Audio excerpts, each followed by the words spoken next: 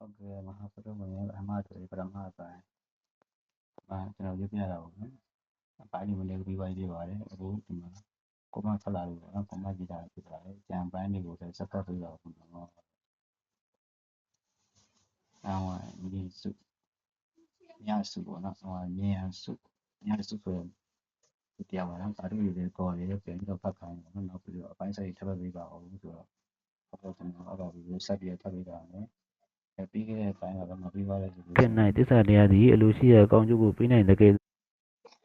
big time. The city and then you can have no matter what pineapple is doing a pine is such a one. Oh, pine is a common subject of prayer.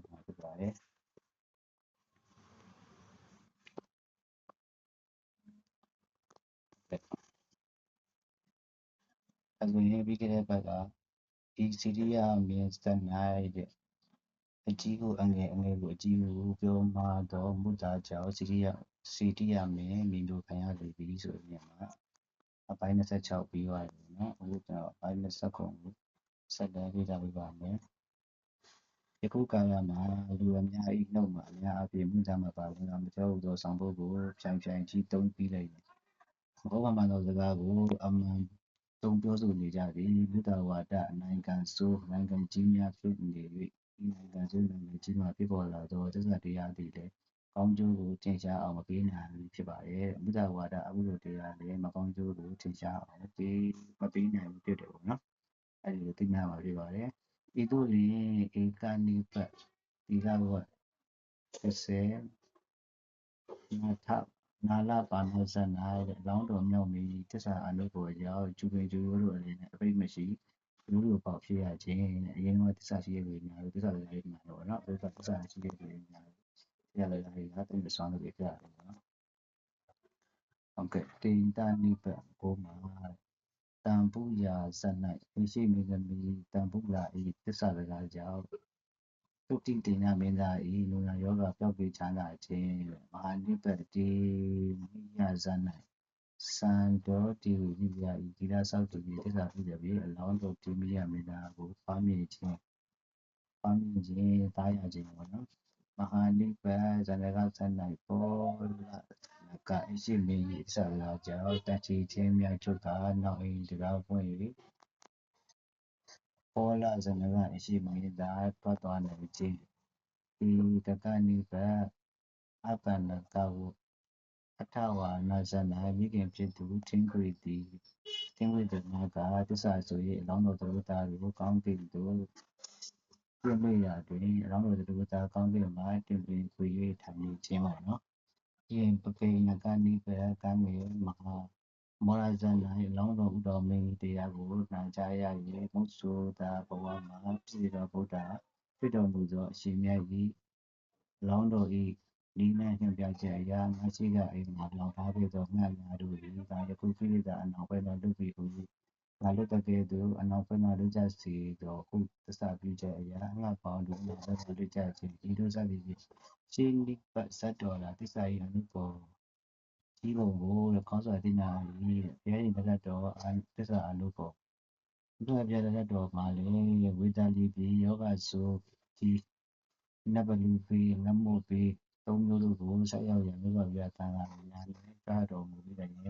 ဝေဒလီပိမျိုးတတိုင်းမျိုးယူသုံးတန်ကြားတွင်လက်လေကသစ္စာပြုစုတော်စကားဝိကြာရွတ်စုစီယံရှင်အာရဏအားသစ္စာပြုစုတော်စကားဝိကြာကောကြားတင်ညာပေးမှုရပေါ့နော်အရှင်အာရဏဒီတညလုံးလဲလေသစ္စာစကားဝိကြာရွတ်စုတဲ့ဖြင့်သူပြီးသုံးပါးမှာအင်းငိမ့်ကြောင်းယရဏတုတ်ပါပြီးတော့အတ္တပဒတုံးနဲ့အကျေလာရှိထိုသစ္စာပြုကာလစကားစုကိုယရဏတုတ်ပေးဟူ၍ခေါ်ဝေသမုဒ္ဒရာဤယရဏတုတ်ပြိတော်မှာလောကနှင့်လူပြည်နှင့်ပြည်နာကကလေးကြီးများယရဏအတိအထင်ရှားရှိရရာဒီမြတ်စွာဘုရားနှင့်တူသောယရဏကြီးမရှိဤသစ္စာစကားကြောင့်ဘေးသုံးပါးလူပြည်ချမ်းသာခြင်းဖြစ်စေသည်ဤသို့စသည်ဖြင့်ဘုရားပြတာယရဏသုံးပါး၏ကိုမျိုးမျိုးကိုပေါ်ပြထုတ်ဆိုပါသစ္စာ12ချက်နောက်ဆုံးတရားမရွတ်ဆိုသည့်သစ္စာ3ချက်နှင့်တော့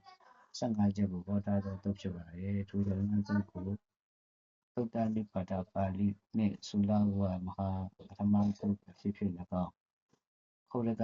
ပါဋပါဠိတော်သတ္ထသုတ်ဖြစ်၎င်းသံဃာရဲ့နာတင်ထားပြီတဲ့ Missima Balada Palido Lee Yazavo and Budi Malado and Missavia to Fendi. I would be visiting my town and the Nintendo Museum, seeing Budi Malada Matidi. I would be a green line, Tamafana, the Shini, the Mimadia, Missavia, Shautaria. Missavia, Libya, Maladi, a dash in Budi Matidi to Lumat and the Travel.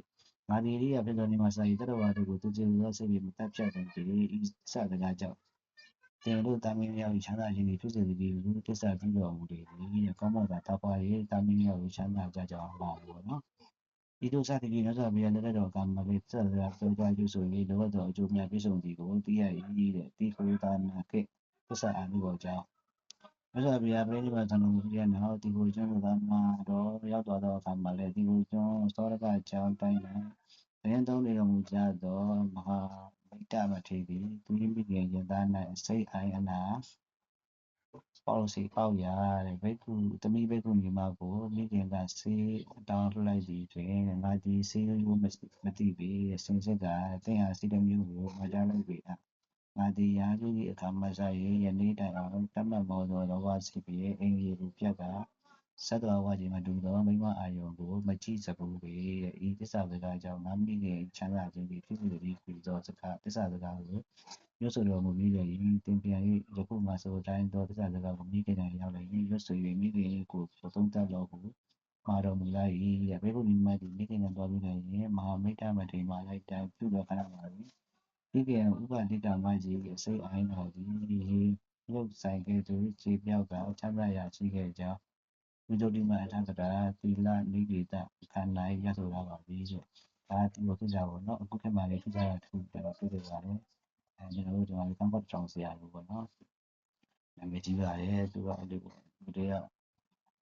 လို့ချောင်းပြတာဆိုတော့ကျွန်တော်တို့ဒါကိစ္စကနော်တွေ့စေရမယ်ဆိုတော့လူကြီးဖြစ်နေတာကစီယိုစီကန်ကြီးအစားများကြီးတောင်းတယ်တဏ္ဍာကိစ္စကိုဆိုတော့ဆရာတော်ကဘိုးရနေပေါ့နော်ကျိန်တို့လေးနဲ့တူလို့မဟုတ်လိုက်လို့ပြောတာပေါ့နော်အမှန်တကယ်တော့မဟုတ်တယ်လို့တော့မထင်ပါဘူးဘယ်လောက်လဲဆိုသစ္စာစကားတစ်ခုကိုဆွဲလိုက်တာဖြစ်မယ်ခင်ဗျအဲ့လိုဆိုလိုက်ပြီးတော့ကျိန်တို့နဲ့တူလိုက်တယ်ပေါ့နော်လမ်းပြီးတော့အဲ့ကျန်လာကျိန်တို့တစ်ချက်တူလိုက်တယ်ပြီးလည်းပြီးတော့နောက်နေ့လူကြတော့သူပြန်သွားတယ်နောက်နေ့ကြတော့လောကချက်ပြီးတော့ကောင်းသွားတယ်ပေါ့နော်စီးစီးကံသွားတယ်ပြီးတော့လည်းကောင်းသွားတယ်ပြီးအကောင်းတွေတိုင်းလည်းဒီကြမှာမရှိသေးဘူးနော်ဒါအခုကာလကျွန်တော်ကြုံပြရတဲ့ကိစ္စတစ်ခုပြောတာဖြစ်ပါတယ်ဒါကတော့ကျွန်တော်တို့သစ္စာတရားနဲ့လုပ်ပြီးကုရတဲ့ထင်တယ်ပေါ့နော်။ဒီရဲ့လူတွေကတော့ဘာလာမှမသိဘူးရှင်းမှာဖြစ်ပါတယ်။ဟုတ်ကဲ့ဆက်ဖတ်ပါမယ်။ထုမတဘာအဟတာရင်းနေအထကတာစိတ်တုပ်ပါတတန်တဘာရကထာလိုက်လေတံပတ္တိဝိရတိ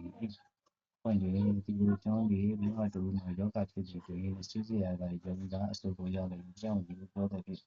သာကြီးဖြစ်သူအကိုကရင်းငယ်ဇက်ကနာကိုလေတော်သူတော်ကြီးလုံးချရန်စုလို့လိုက်ဒီနေ့ဇက်ကနာတော်ကြီးလေတော်သူရောက်တော့ကရှုံးတကောင်းပြီးဇက်ကနာကိုမြေကြောက်ရွံ့ပြီးသွားသည်တွင်လေပြင်း၌ဤတော်ကြောင့်ကြောင်းတော့အသာပြေအောင်မြည်၏ဇက်ကနာသည်ပြီးသွား၏ဂျုံကိုဆွမ်းယူခဲ့ပြီးတော့ငါ၏မိခင်အသက်ကိုမသိစေလိုတဲ့ပြီးဒီလိုမျိုးကိုတက်ပြီးဆိုတော့တရားနာမချချေဟုစဉ်းစားစီကြပြီးတော့သင်ချမ်းသာစွာနေပြီတော့ဟုလွတ်ခဲ့ကအိမ်သို့ပြန်သွားမိပြီတဲ့အိမ်သို့ရောက်၍ပြုံရခဲ့တော်မူအကိုကြီးကစီးရင်ပြီးတော့ကလွတ်ပစ်ထားခဲ့တဲ့အကြောင်းဟုတ်တိုင်းမှန်စွာပြောဆိုကြည့်တွင်အကိုကြီးကချင်းချောက်ရည်ရွယ်တော့ပြောရတော့ကအငြင်းငယ်ဇကနာကမိမိ၏အနီးသို့ချင်းမိခင်ရဲ့အနီးသို့ချင်းကပ်ရကျွန်ုပ်သည်လူဖြစ်ပြီးသားစား၍တည်စီလိုသောစေရတတ်တော်ကိုတပ်မှုသည်ပူ၍မရှိပါဤသစကားကြောင့်ကျွန်၏မိခင်ချမ်းသာပါစေ၍ဆိုလျင်မတ်တက်ထားရလေပြီပေါ့နော်ဒုက္ခနာကမိခင်ကောင်းသွားတယ်ပေါ့နော်ခေါနာပင်မိခင်ချမ်းသာချမ်းသာသွားသည်ကိုကြီးပြဆိုရသည်ဒီဆိုလည်းမဆောက်ပြရပြိနေပါကနာမူကြီးနောက်ပိုင်းတော့တီတီတော့အိဆာဘူရဏသစ္စာပြကြကြောင်းကိုကောင်းစွာသိမှတ်အပ်၏အိဆာဘူရဏသစ္စာပြီးပါပြီဟုတ်ကဲ့နောက်တစ်ခုကတော့မုတာဝိရမဏသစ္စာမုတာဝိရမဏဝစီသစ္စာဆိုင်ရာအကြောင်းအထုပ်တိတို့ကိုကမဟာနိဗ္ဗာန်ဝိတုရဇာစသည်တို့ဖြစ်သိရ၏တူသောလာရှိပြစွာသောအကြောင်းအရာမှာဤရာ၌ဆိုရင်အချင်းချုပ်အကြောင်းအရာတို့ကကောရပြမင်းသည်မင်းနှင့်ပုံနကဘလူတို့ကျွေးရန်ကစားကြသည့်ရှိတွင် ခေါ်ရပြမင်းကရှုံးနေရင်တစ်မင်းဤကိုနဲ့မိဘကြီးတုံထီးပြီးဒီသုံးမျိုးကိုကြံလို့ကြံသောပစ္စည်းတွေမှာလူရှိရာပုံနကပိုင်စီတဲ့ပုံနကရှုံးနေရင်ပုံနကကြီးမလောမရပုံနများနေအာသာမင်းကိုခေါ်ရပြမင်းကအကျိုးပိုင်စီကိုပရိဒါကကျွာလာတော့အခါခေါ်ရပြမင်းကြီးရှုံးတော့ကြောင့်ပုံနကအရှင်မင်းကြီးကျွန်ုပ်နိုင်ပြီးမူလတည်းရဲ့အတိုင်းလောင်းကြီးဥစ္စာကိုပြီးတော့တောင်းဆိုပြီးခေါ်ရပြမင်းကြီးရှုံးနေပြီးအမှန်ဖြစ်တော့ရမနေနိုင်ဘူးအလိုရှိရပြီးပါလို့ဖွင့်ပြရတယ်ဝိတုရအမတ်ကြီးကိုယူမီဟူ၍ပုံနကဆိုပြီးဒီဘက်ကခေါ်ရပြမင်းကြီးကအမတ်ကြီးဒီငါ့ကိုခုဆိုရရင်လည်းဟုတ်ပြီငါ့ကိုရရမှုအရာရလည်းဟုတ်ပြီတို့ပြီးအမတ်ကြီးကိုအခြားငါပိုင်ကြီးဆွေးနွေးဥစ္စာများနဲ့မနိုင်ကျင်လာနိုင်ရှင်ထားပြီပေါ့နော်ငါအသက်ဖြင့်သာနိုင်ရှင်ထားပြီတို့ပြီးအမတ်ကြီးကိုငါမပိုင်ဘူးငင်းဆိုလေဒီဆိုတော့ပုံနကမင်းကြီးယူအမတ်ကြီးတင်ပိုင်ဥစ္စာဟုတ်မဟုတ်ကိုကျွန်ုပ်တို့ကြီးငင်းဆိုနေကိစ္စပြီးမဟုတ်ဝိတုရအမတ်ကြီးထံသွားရောက်မင်းများကအမတ်ကြီးဆုံးဖြတ်ရာလက်ခံကြပါစို့ဟုပြောဆိုပြီးတွင်ပါရပြပြီးကဝမ်းသာကောင်းပါသည်ဝန်ခံ၍အမတ်ကြီးတန်တို့သွားကြလေအမတ်ကြီးတန်တို့ရောက်တော့ကပုံနကအမတ်ကြီးရဲ့ကိုလိုတိုင်းသူတို့ဝိတုရအမတ်ကြီးတရား၌ဒီနေ့ဖြစ်၍ပတ်များစွာပင်ချီးမွမ်းပြောဆိုကြသည်ထိုတွေကအမှန်စင်မှန်လေသောဒီကိုရရမည်ကျွန်ပင်ဖြစ်တယ်လို့ဘုမဟုတ်အစင်အတန်တူနေသောညာတိအစင်အတန်မြင့်မြတ်သောညာတိပင်ဖြစ်တယ်လို့ပြောတော်မူပါအတင်းဝိတုရဟူသောအမည်ဒီလောက၌အနုထဘုပင်ဆုံးသူဒီမီဒီနှက်မီဖြစ်အမည်ဖြစ်တယ်ဒီတော့နော်ဒီကတော့ဒီလိုဆိုတာဒီမှာဆိုလို့ရှိရင်ရိုးအမည်လားပေါ့နော်ဒါမှမဟုတ်တကယ်လက်တွေပဲပြည့်စုံပြီးတော့တကယ်ခေါ်ထိုက်လို့လားပေါ့နော်အဲဒီပုံစံမျိုးရှိပါတယ်ကျွန်တော်လေ့လာမှုတွေတော့ပါတော့နော်အခြေတော့ပြောလို့ပါဘူးနုထလာလို့ဒီလားပေါ့နော်လုံးစတော့ကရုပ်ဆုံးညရုပ်ရုံလို့ပြောတာကဒါမှနုထဆိုတကယ်ဖြစ်တာကိုပြောတာပြောဆိုပုံများလေးတွေဝိတုရဟူသောအမည်ဒီအပေဖြစ်တယ်မရှိဘူးစကားရေးဆိုလို့ရင်တော့အတိတ်ပဲပါတဲ့လောက၌အမည်နာမပြည့်ညတ်သည်အကြောင်းနဲ့မရှိဘဲတော်တော်လို့ထင်ရမြင်ခေါ်ဝမေတ္တာအသောပေါ့နော်အကြောင်းမရှိဘူးတော့လည်းအကျဉ်းများကိုခေါ်ဝမေတ္တာကိုယုံကြည်ပြီးလေပေါ့နော်မရှိလို့ပဲမှတ်ရတာဘောတော့ပြီးပါလေအကြောင်းနဲ့လို့ဆိုတာမှတ်တာတော့အနုတ္တအမည်ကိုလည်းလို့ရှိတယ်ပေါ့နော်ဥပမာရုပ်ဆိုလို့ကိုမောင်လှဦးမဲ့ပေါ်ခြင်းဒီအကြောင်းအမြတ်မနေတော့တော်တော်လို့ထင်ရမြင်ခေါ်ဝမေတ္တာတော့ကြအမည်ဖြစ်၍လုံးဒီအမည်ဖြစ်တော့လုံးရောမနီရောဟိုဒီကအမည်ကလှဖို့မဲ့တာလူကရုပ်ဆုံးနေခြင်းဖြစ်ပြီနော်ဤတို့မဟုတ်တဲ့အကေတော့ခြင်းလို့ဆိုကိုမောင်လှဖို့မဲ့ပေါ်တာခြင်းဖြစ်ပါမယ်ထိုမီဒီအကြောင်းနဲ့မီဒီရောတော့မဲ့အပ်တော့အမည်ဖြစ်ရတဲ့ကြောင့်အနုထမီပဲနော်ယခုပုံကဘလူကဘုရားမကိုဝိရဟုသောအမည်ဒီအပေဒီဖြစ်နေပြီကိုမင်းများတယ်လုံးကြီးပြီးဖြစ်လို့တော့အနုထမီဖြစ်လို့တော့အတေးအနုကြည့်ပြီးတရားနဲ့မကြည့်တဲ့ရင်းတဲ့မီဒီဒုံဒီအမည်ဖြစ်လို့တရားနဲ့ဒီပါကအနုထအမည်ဖြစ်နေပြီဆိုတော့ဝိရဟုသောအမည်မကောင်းမှုအကုသိုလ်တို့ကိုနှင်းစေပေတတ်တည်သူတော်ကောင်းဟု၍ညတ်ထွက်ပြီးပေါ့နော်တရား၌တည်မှုသူတော်ကောင်းစီဖြစ်၍ဒီဝိရအမည်ဒီအနုထအမည်ဖြစ်မည်တရား၌မတည်တဲ့ရင်တရားမြင်ရပေါ်တော့မမြင်လို့တော့မဲ့ပေါ်ထားတော့တရားအမည်လုံးဒီအမည်ဖြစ်မည်ဟုရေပြင်းမြင်တော့စကားဖြစ်ပါတယ်ပုံတော့ဘယ်လိုလဲသိပညာမြင်ရနော်ဆိုတော့ဥဒ္ဒရာမသာငါသည်မင်းကြီးဆွေမျိုးဖြစ်ပြီးကိုရွေးတော်တော့မင်းကြီးတန်တာတော်ပြီးတော့သူဖြစ်ပြီးကိုရွေးတော့မင်းကြီးနဲ့တစုံတရာမသက်ဆိုင်သောသူဖြစ်ပြီးကိုရွေးတော့ပြောဆိုရာပြောဆိုနိုင်ပြီးသို့တော်လောကနဲ့စပ်ပြီးတော့တူသောမိကိုအားတရမရှိသည်ဖြစ်၍နိုင်ငံတော်တရားကိုလည်းငါပြောဆိုခြင်းဖြင့်ဆန်းစီတော်မူပြီးတော့မောင်လောက၌ကျွန်မမွေကျွန်ဖြစ်ရသောကျွန်တစ်မျိုးဥစ္စာပြေဝေလာသောကျွန်ဖြစ်ရသောကျွန်တစ်မျိုးလူလိုလာ၍ကျွန်ခံတဲ့ဖြစ်ကျွန်ဖြစ်ရသောကျွန်တစ်မျိုးစံကံများမှာပန်းယူလာသောတုတ်ပန်းကျွန်တစ်မျိုးဟု၍ကျွန်လေးမျိုးရှိသည်တွင်ငါသည်ကောရပြမင်းကြီးတာလူလိုလာ၍ကျွန်ခံသောကျွန်ဖြစ်ပြီမှန်တိုင်းဖြစ်တော်မူသည်ဥဒ္ဒရာမကြီးကြီးကောရပြမင်းကြီးတာလူလျှောက်လာရဥဒ္ဒရာဆောင်ခြင်းပြုသည့်အတွက်မိမိကိုယ်ကိုကျွန်လေးမျိုးတို့တွင်တတိယဂျုံကြီးစီကောင်ပြောဆိုပြီးထို့သို့လူတော့ပြောသည့်အတိုင်းမှန်မှန်ပြောဆိုခြင်းကိုသိပါသည်အခြားသူများမိမိကိုကြောက်လျက်ဒီကဲပြောဆိုခြင်းတတ္တဟပနသဘောလေးမရှိတစုံတရာမိမိလိုအပ်သောလူဆန္ဒပြုဝစီရာဒီတိုင်းပြောဆိုခြင်း ပိဿာဘူရဏသဘောလည်းမရှိစင်ကြတဲ့ကမဟုတ်မှန်ဘုရားပြောဆိုခြင်းမှာရှောင်းခြင်းတို့ရတော့ပြောဆိုခြင်းဖြစ်တော့ကြောင့်မုတ္တာဝိရဝိမဝိမရမုတ္တာဝိရမဏဝစီတစ္ဆာကိုခေါ်ရပြီတဲ့ဆိုရတူသုဝနာတမဇနာနဲ့ပိဋိယကမင်းကြီးကသုဝနာတမအသင်မြေလေးအမျိုးမရှိသူဒီတူဤတာဖြစ်တယ်တင်ဤစားခင်ရိုးလေကိုပြောကြပါလို့မင်းတွေကသုဝနာတမဒီနာကနတ်ပြည်တင်တရားကျုပ်တွေခင်ဗျာဖြစ်ပြီးမင်းတို့ပြည်စတဲ့တခုခုပြောဆိုပြီးတော့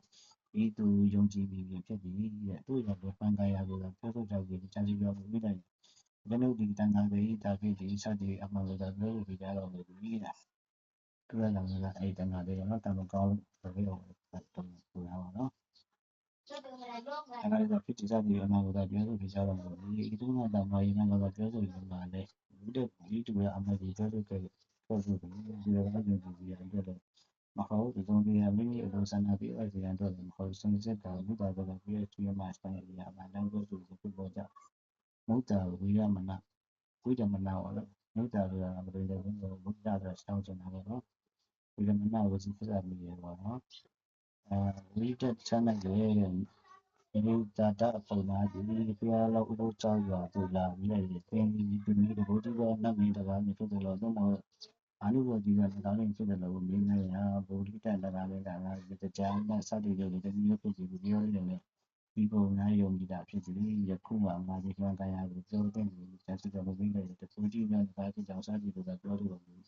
ဒီလိုဗုဒ္ဓတန်တကားမျိုးနာလာတဲ့ဘာလို့ပြောဆိုကြပြီးဒီအမှတ်ကြီးပြောဆိုကြတယ်ဒီလိုမှမဟုတ်ဘူးဆိုတော့ဒီရပြီးလို့ဆန္ဒပြောရစီတော့လည်းဆိုတော့ချင်းတဲ့ဘုရားကပြောခြင်းမှာရှမ်းချင်အမှန်တမ်းပြောလို့ပြောကြဘုဒ္ဓဝိရဝိရမဏ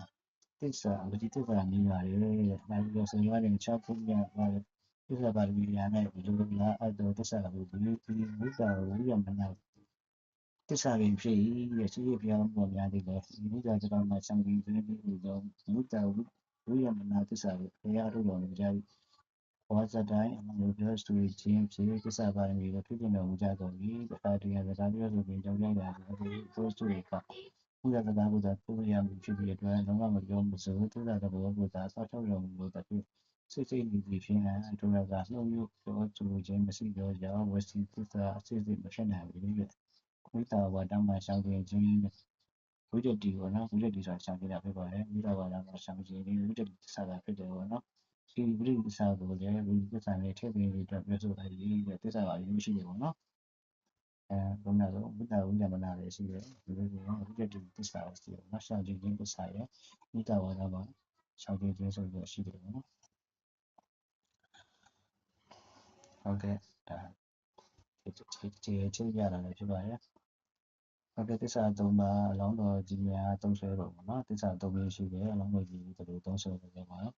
အလောင်းတော်ကြီးများဒီလူတစ်ပါးတို့ကမိမိပေါ်ဘုရားမကြီးရှိနေသည်ကိုစိုးရင်ရတော့အကြောင်းနဲ့ကြုံတိုက်သောအခါမှာတစ်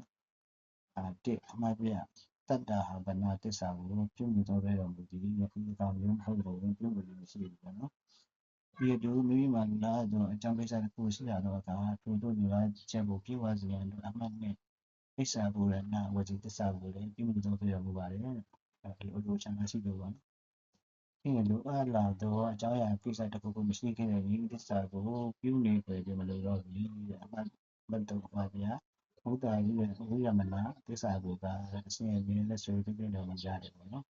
ဒီလောင်းတော်များကျင့်တော်ကိုနှလုံးသွင်းတာသူတော်ကောင်းဖြစ်တော်သူဘုဒ္ဓမြတ်စွာဘုရားရှောင်းခြင်းချင်းတည်ဟူသောဥစ္စာဝိရမဏသစ္စာကိုအထူးပြုစာဆောက်ရှောက်ပြည့်တော်မူလာပြီတဲ့သစ္စာ၃မျိုးကိုပြီးသစ္စာ၂မျိုးခွဲဆိုတော့ဒီသစ္စာလေးတိုင်းလုံးကအကျဉ်းခွဲလို့ရည်ရှိတော့ဝစီပေတတိတ်တိသစ္စာဘုံလို့တဲ့ဖြစ်ကိစ္စပြီးတော့သစ္စာပေါ့နော်တိတ်တိဆိုတာပြီးရဆိုတာလေသစ္စာနုရခဏသစ္စာပြောဆိုပြီးတော့ပြောတာကိုဆောက်ရှောက်ပေါ့နော်ဆောက်ရှောက်ပြီးတော့သစ္စာဒီနှစ်ပါးရှိပါတယ်သစ္စာပြီးတော့သစ္စာဆက်ပိဋကဇလံတတ္တဟာမသစ္စာသူဝနာတမဇလံတုပ္ပါရကသတိဝိဇမြေဇဇမြေဇတော်နာဘုဒ္ဓကဇကဏ္ဍတိဟယနာဇလလဘာနာဇသံပုလာဇတိမိယဇဇနကဇ တထဝါနာစနဟမောဇဒုနာတာတော့အိဆာဒုနာဝစီတုစနာဝိရိယဇဒုနာဘာနာစပရိဒဇဒုနာတာတော့ဘုဒ္ဓရူပနာသစ္စာဒုတိအတိအကျဝိသုဒုတိမြေတော့ပဲနဲ့သစ္စာထိစာအထာမြောက်ပြီးသွားပြီနောက်တဲ့သစ္စာမျိုးအောင်66စီမံရသစ္စာကြောင့်တရားနဲ့ကြံတော့တော့ကြောင့်ကိုယ်ရောက်တော့သစ္စာလေးကိုဝစီဝိဒတိသစ္စာဝိလေမညူအပ်ဖို့ဘောနော်ဒါသစ္စာကမျိုးကျူတာဖြစ်ပါလေဒီနေ့ကြတဲ့တော့အတိုင်းသူတတော်မဇလာပေါ်ရိတာထံလောင်းတော်ဒုဝနာသုဒ္ဓသမမီပြုတ်ကြောသစ္စာကြီးကငါပြန်၍လာခဲ့ပါပြီဝလာကျဲ့ဖြစ်ပါစေ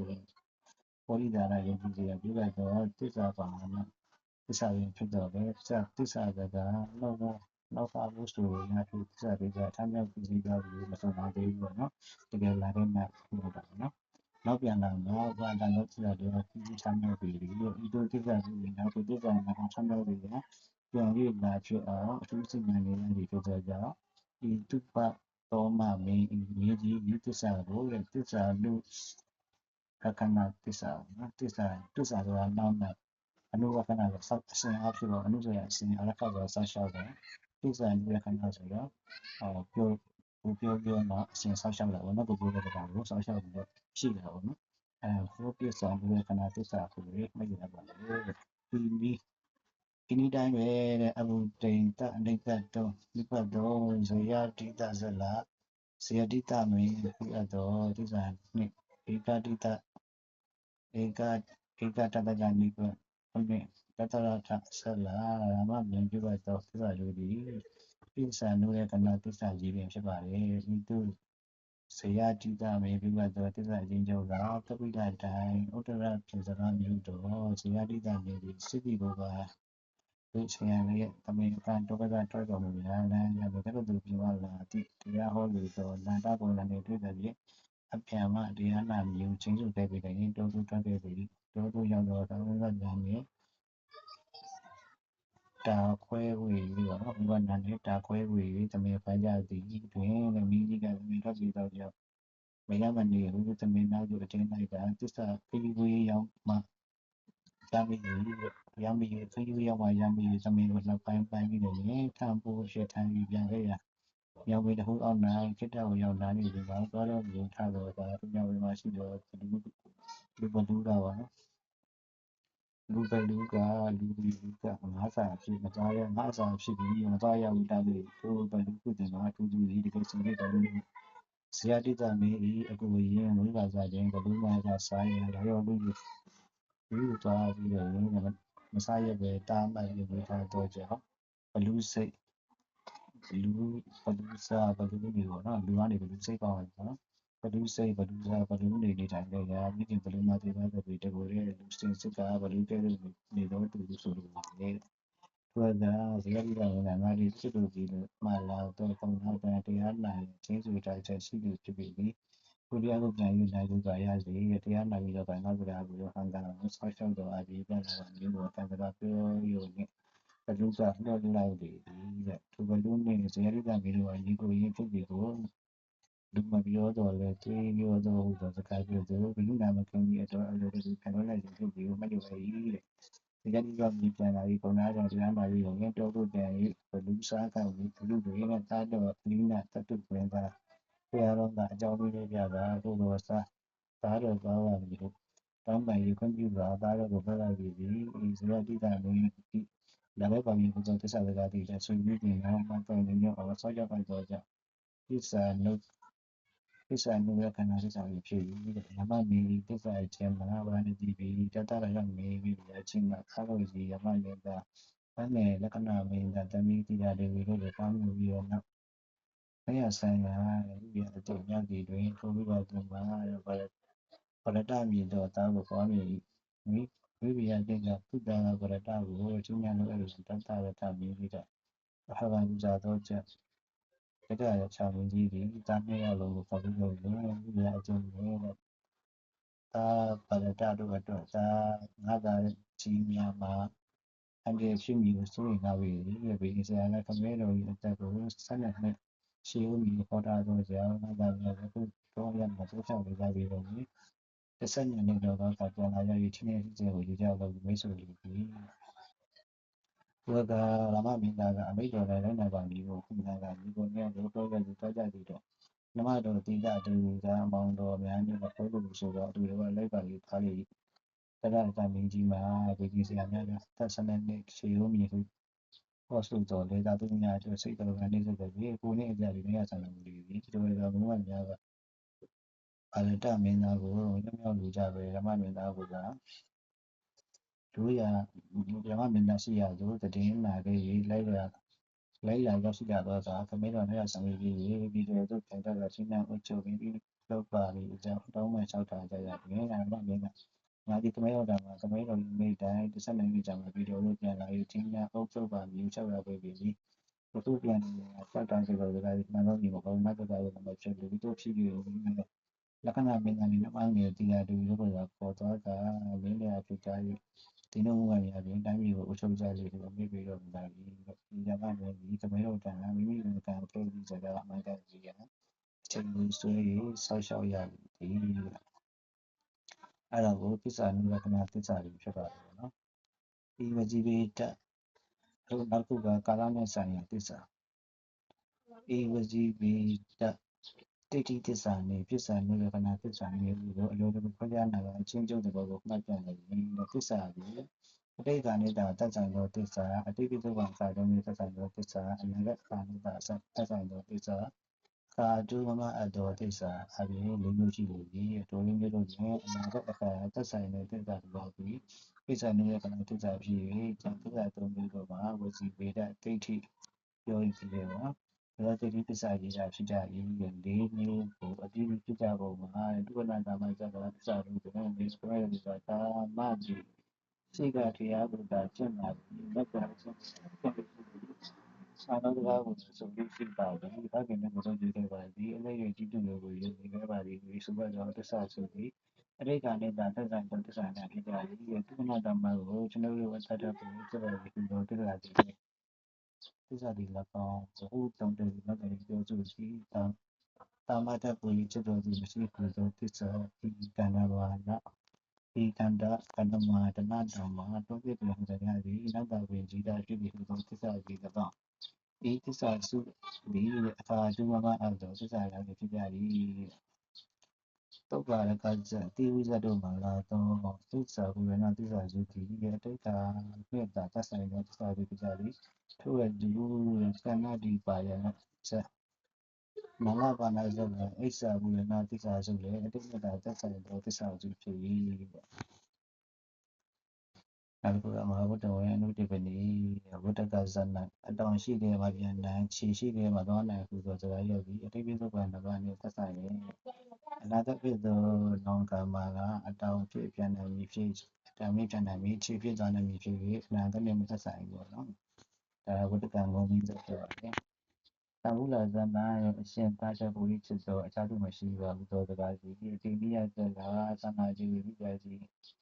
သစ္စာတို့သည်ကာလအထုမမသောသစ္စာတို့ဖြစ်ပြီးတဲ့ဒီလိုအစရှိနေပြီးတူတူသစ္စာတို့ဘုသူဘာသာတို့ကိုခိုင်ပေါ်ကိုသုံးရနေရင်ပြီးမြင်မှသာရ၏သစ္စာပါရမီစေအာသာတိယထာတရာဘုရားဝင်ထားတဲ့တို့၌ဘုရိတာရာသမာဇနာကမြေသောကဏ္ဍတိဝတ္တအတ္တကိုဆုံးမြည်ဇာမကဆောက်ဆောက်သောမဟာတုကသမဂေသစ္စာပါရမီတိပရမတ္ထပါရမီဖြစ်ကြောင်းကိုဖွင့်ဆိုပေ၏ဒါအတ္တနဲ့ဆိုင်သောပရမတ္ထပါရမီရောနော်တုကသမဂေအကြောင်းအရာတွင်စဆိုခြင်းကဘုရိတာရာသမာတိ၍သူတို့ဆိုရုံများကတိတော်အပြီးဆုံးပြီးပြီးဆုံးတော့ဒီပုံရောက်စေရန်နောက်ထပ်ဆောက်ရှောက်ရသည်ပြန်ခိတ်ပါမည်ဆိုခဲ့တဲ့တိုင်အိမ်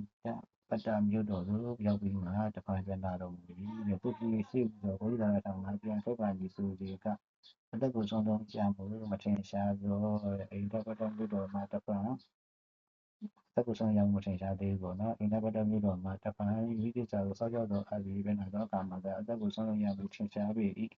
ထို့ကြောင့်သံဃာများ၌ဇိပိတံဝစိတ်တော်သစ္စာမန္တုရကံတသစ္စာမနုရဟံတတ္တအတ္တကိုဆုံးတော့ပုဒ်တာကိုစောပေါ်မင်းဥဝိဒ္ဓဒီတံစသိတ္တဝသစ္စာပဏ္ဍတ္တအတ္တကိုဆုံး၍သစ္စာကိုဆိုတော်မူကိုအခုဆိုခဲ့ချီအတ္တကိုဆုံးရ သစ္စာဆိုတာဟုတ်ပြီပေါ့နော်တပ်ကိုဆွန်ဆော့ကသစ္စာကိုစောက်တာဖြစ်ပါတယ်အေရကိုသူကတော်မှမီသစ္စာမျိုးဝိရာမိသစ္စာနဲ့တို့ကိုတွဲဆက်နေဆိုရင်စင်ရင်ချစ်ချူရဟာတတော်လာ၏ဝိရုအမကြီးသစ္စာမှာတောက်တော်ဝိရုဆက်လာကာရအမှရှိရနေတွင်ဟောဆိုပြီးအတိုင်းမိမိကိုယ်ကိုကြုံပြီးဖြစ်တည်သူ၍ကိုယ်အမှန်တမ်းပြောဆိုခြင်းဖြစ်ပြီးထိုပြောဆိုတဲ့ခြင်းတွေနဲ့သစ္စာကိစ္စအထောက်အကူဖြစ်ပြီးသူရတဲ့အမကြီးကိုကိုယ်ကိုယ်ကြုံဖြစ်သောအမှန်စကားပြောကြရမှာမိမိအသက်တရားမီကိုငါကပ်လို့မရှိတွန်းပြရုံနဲ့ဒီလိုက်ပြီးလည်းမဟုတ်သူကတော့ဝိရုအမကြီးသစ္စာကြီးဘာမှပြတ်တော်မှာသစ္စာကိုစတဲ့တိုင်းမှာမျိုးပြောဆိုပြီးဖြစ်ပြီးတော့နော်အမှန်မှာဝိရုအမကြီးငါ့ကိုဤသူတွေခေါ်လာပြီးတော့တက်လို့တက်လို့ဒီတက်လေဒီကံမျိုးကြီးချက်ချူအသက်ကိုဆုံးလို့ခြင်းတဘောပါဝင်ပြီးစဉ်းစားနိုင်ပါတယ်အကြောင်းကဤသူတွေငါ့ကိုဘုရားတောင်းခြင်းမှာကိုယ်ပဲလို့ပူဇော်ရမဟုတ်ကိုယ်ပဲလို့ပူဇော်လို့ဖြစ်တယ်အချင်းချင်းပြောကြတောင်းမှဖိတ်ရပြီယခုဤသို့တောင်းမှဖိတ်ခြင်းမဟုတ်ဘဲအပိုင်းနိုင်ရယူရချူရန်တရားခြင်းရယူပြီးဖြစ်တော့ကြောငါကိုချမ်းသာပင်ပြီးမဟုတ်ဘူးဒီလိုအမှတ်ဒီပညာရှိပြီးစဉ်းကျင်တွေးတော်မိတာဖြစ်ပြီးတို့များမကသည်လောက်ဆိုတော်လေပြမကသည်လောက်ဆိုတော်လေပုံနာကပုံနာဘလူကလောက်ဆိုတော်လေပုံနာဘလူရင်ဖြစ်၍အမှုရာပုံပဲဖြစ်ပေါ်နော်ပုံစံကြည့်ရရင်စင်ပါလို့ဘလူဖြစ်နေတော့ကြတော့ဤသူဒီကျန်တဲ့ခက်တဲ့သူဖြစ်၏သူရဲ့အမှတ်ဒီတိမိတာပြီးတို့ပြင်လဲဘုရားအမတ်ကြီးမင်းနဲ့တကွသောအင်သားတို့ကိုအစုံမှဩဝါဒပေး၍ကျွန်တော်ကိစ္စပြီးဆုံးပြီးပြောဆိုသွားတာပုံနဲ့ကပြုလို့လူလင်ကပါနော်